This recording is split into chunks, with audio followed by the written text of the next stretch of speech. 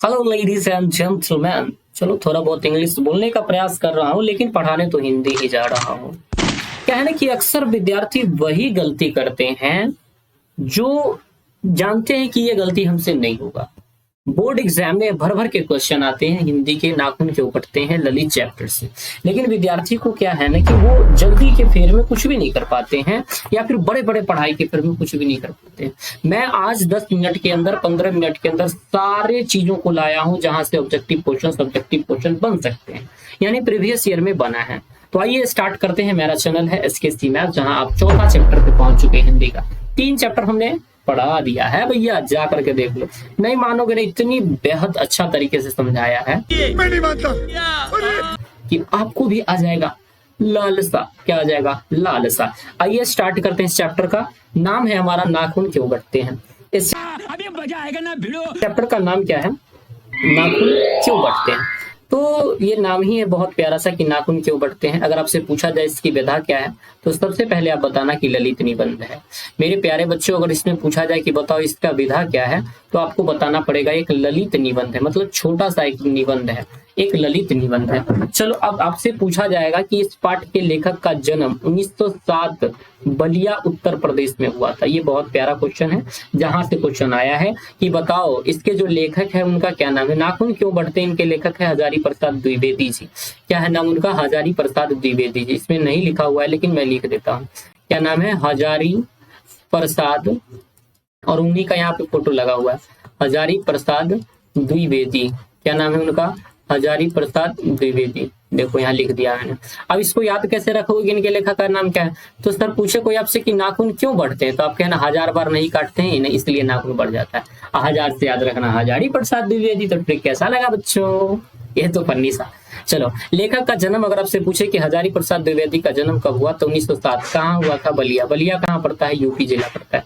इसे पद्म भूषण पुरस्कार से नवाजा गया था। यानी हजारी प्रसाद द्विवेदी को कौन से पुरस्कार से नवाजा गया था? तो पद्म भूषण पुरस्कार से इसे नवाजा गया था। आगे के प्रश्नों को हम करते हैं मुखातिब। देखिए इनका अगर निधन की बात पूछा जाए आपसे, तो 1980 के आसपास 1979 में इनका निधन हुआ था। और निधन कहाँ हुआ था ये पूछा जाए तो बताना दिल्ली में हुआ था। इनकी मृत्यु कहाँ हुई थी? दिल्ली में हुई थी। अब इनकी प्रमुख रचना जहां से सवाल बहुत बनते हैं, याद रखना कौन कौन। एक अशोक के फूल हैं, ये बहुत अच्छा है। एक पृथ्वीराज है, यहाँ से भी बनता है, रास्तों से भी बनता है, विचार और वितर्क से अभी तक नहीं बना है शायद। आलोक पर्व से उतने नहीं। बाण भट्ट की आत्मकथा बहुत इंपॉर्टेंट है।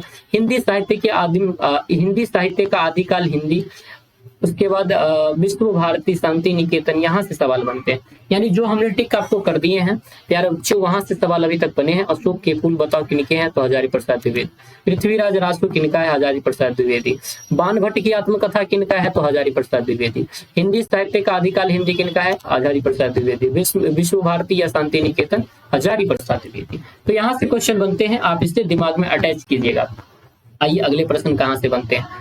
ये आपको थोड़ा देर तो सब्र करना पड़ेगा ना, 5 से 10 मिनट। और उसमें अगर इतना बड़ा चैप्टर आपको कवर हो जा रहा है, वो भी इतनी अच्छी तरीके से है, तब तो ये तो खास होने वाली है ना। आप दूसरों के जैसे नहीं होने वाले। सब पुराने अच्छे नहीं होते, सब पुराने अच्छे नहीं होते, और सब, तो ये प्रश्न यहाँ से बनते हैं। अगला क्वेश्चन अगर आपसे बन सकता है, क्या वो है? सब पुराने अच्छे नहीं होते और सब नए खराब नहीं होते। लोग कुछ ऐसे होते हैं ना कि कहते हैं जो नया नया चल गया है ना, नए चीज क्या है? खराब है। आज लोग कुछ ऐसा मिल जाएंगे ना आपको, वो कहेंगे कि सब पुराना सामान खराब है। तो ये दोनों बात गलती है अपने आप में। सही है कि नहीं मैडम जी? तो ये बात गलती है। तो अब हम बताते हैं बाबू साहब आपको कि सब पुराना चीज खराब नहीं होता है, और सब पुराना चीज अच्छे नहीं होता है। कुछ अच्छा पुराना भी हो सकता है और कुछ खराब पुराना भी हो सकता है। इसलिए आपको बनना नहीं है कि एकदम तो कि सब ये नहीं होते हैं। ये किनके द्वारा लिखा गया है, ये बताया गया है किनके द्वारा, तो बताया गया है हजारी प्रसाद द्विवेदी की। लेखक की एक बेटी थी जो उनसे यही प्रश्न पूछती थी बार बार कि नाखून क्यों बढ़ते हैं। ये प्रश्न किनके द्वारा पूछा गया था? लेखक की बेटी के द्वारा। इंद्र का वज्र दधीची का मुनि से हड्डियों से बना था। ये क्वेश्चन भी बार बार पूछा गया कि बताओ कि इंद्र का वज्र दधीची मुनि के हड्डियों से बना था। कि इंद्र का जो वज्र है किनके हड्डियों से बना है? दधीची मुनि के। यहाँ से प्रश्न आया है। आर्यों ने लोहा का आविष्कार किया था। पूछा जाएगा कि लोहा का आविष्कार किसने किया था, तो आर्यों ने, याद रखना, ये प्रश्न भी पूछा गया है। मैं पूरे डिटेल्स नहीं कर रहा हूँ ना, वही प्रश्न बता रहा हूँ जो आपके क्वेश्चन आए हैं। देखो इतने सारे क्वेश्चन हमने बता दिया आपको। अगर ये क्वेश्चन लॉन्ग में पूछा, मतलब ये 2 नंबर में आए कि नाखून क्यों बढ़ते हैं, यह प्रश्न लेखक के आगे कैसे उपस्थित हुआ, तो अभी तो हमने आप बताया कि नाखून क्यों बढ़ते हैं, यह प्रश्न लेखक के सामने तब उपस्थित हुआ जब लेखक की छोटी सी पुत्री ने लेखक से पिताजी से पूछा कि पिताजी नाखून क्यों बढ़ते हैं। मैंने अभी बताया ना यहाँ पे, अरे यहाँ पे बताया ना कि लेखक की एक प्यारी सी बच्ची थी। यहाँ पे देखो, लेखक की एक बेटी थी, लेखक की एक क्या थी, बेटी थी, लेखक की एक क्या थी, बेटी थी। और वही बेटी ने यह प्रश्न किया था कि बताओ पिताजी नाखून क्यों बढ़ते हैं। फिर पिताजी कौन थे, वही लेखक थे। अगले प्रश्न पूछेगा आपसे कि बताओ नाखून द्वारा बढ़ते नाखून द्वारा मनुष्य को क्या याद दिलाती। तो नाखून जो बढ़ रहा है मनुष्य को इस बात का याद दिलाता है कि बढ़ते नाखून द्वारा प्रकृति मनुष्य को उसके पार्श्विक वृत्ति को याद दिलाती। यानी प्रकृति बार बार ये मनुष्य को याद दिलाती है कि तुम एक न एक दिन क्या थे, पार्श्विक वृत्ति थी तुम्हारे अंदर, और आज भी तुम मनुष्य तो बन गए हो लेकिन अपनी पार्श्विक प्रवृत्ति को छोड़ने के लिए तैयार नहीं हो। तो बार बार प्रकृति उसे यही बात याद दिलाती है, ये जो नाखून है तुम्हारा, ये पार्श्विक वृत्ति का पहचान है। पार्श्विक मतलब पशु के जैसे वृत्ति का पहचान है। पहले पशु जैसे होते थे हम दूसरों के मांस खाया करते थे, और यही आज हम भी कर रहे हैं। लेखक द्वारा नाखूनों को अस्त्र के रूप में देखना कहाँ तक संगत। लेखक द्वारा नाखून को अस्त्र के रूप में देखना काफी हद तक संगत है, क्योंकि अस्त्र से हम अपनी सुरक्षा करते हैं। लाखों वर्षों पहले हम आदि मानव थे और अपनी सुरक्षा के लिए नाखून का प्रयोग करते थे, और नाखून अस्त्र के रूप में देखना बहुत संगत है।